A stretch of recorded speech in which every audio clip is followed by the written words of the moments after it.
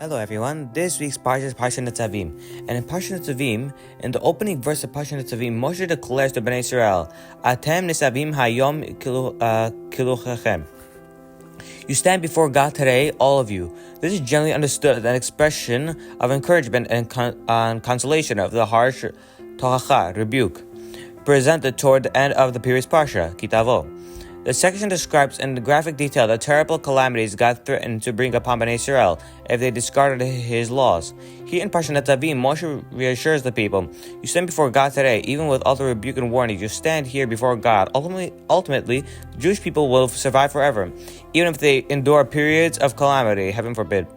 This is, however, another reading of the verse, whereby it too expresses harsh rebuke and admonition.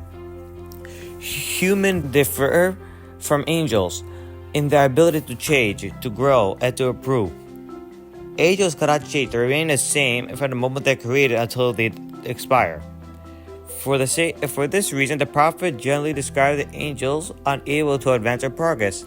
Human beings, by contrast, are often referred as holechim, meaning that they could move forward, they could advance, and they could grow, to work their character and become better. If a person remains stagnant or complacent, if he has no interest in improving himself and advancing to the next level of religious observance and character refinement, then he has denied his utmost basic human equality. Moshe perhaps sensed that after 40 years of traveling in the wilderness, the people began slowing their engines, so to speak. They began to relax their efforts and go into cruise control. He therefore harshly admonished them, Atem Nitzavim hayom. You are just standing. You become like the angels, who are omedim, who remain in one place without progression. In the first verse of the second Parsha, often read in conjunction with Nitzavim, Parsha Vayelach.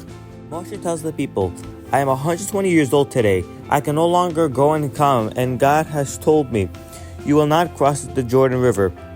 One rabbi explained this is to mean that when Moshe completed 120 years, he reached the maximum point of religious fulfillment.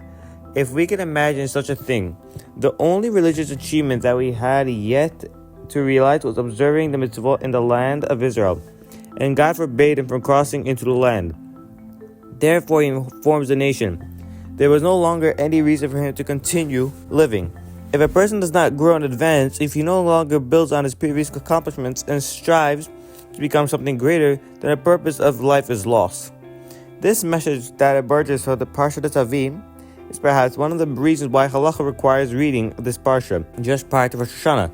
On Rosh Hashanah, we approach God and ask that He grant us another year. Parsha Nitzavim serves to remind us that we are entitled to make this request only if we commit ourselves to using that year for religious growth and achievement. We have no right to beg for another year of life just for us to stay right where we are, without working to move forward, make ourselves better and draw closer to God. During the high holidays, we add to our life prayer service the request, remember us for life, O King, who desires life, and inscribe us the book of life for your sake, O living God. Some have explained the final phrase, for your sake, O living God, as describing the kind of life for which we ask to be inscribed. We beg the Almighty to inscribe for us another year of life, but not for a life of stagnation, of eating, drinking, sleeping, and partying. By secular standards, such a life is considered a very good life, but we ask for a life that is for your sake, O living God. A life devoted for Torah and mitzvot, a life rich in religious meaning and spirituality. A life that we use for purpose and growing, elevating ourselves to new heights, and not for the purpose of standing in one place like the angels. Only if we indeed make such commitment to work towards higher levels just a bit each day, we are entitled to approach the Almighty on Rosh Hashanah and beg, remember us for life, O King who desires life. Thank you all for listening and have a great day.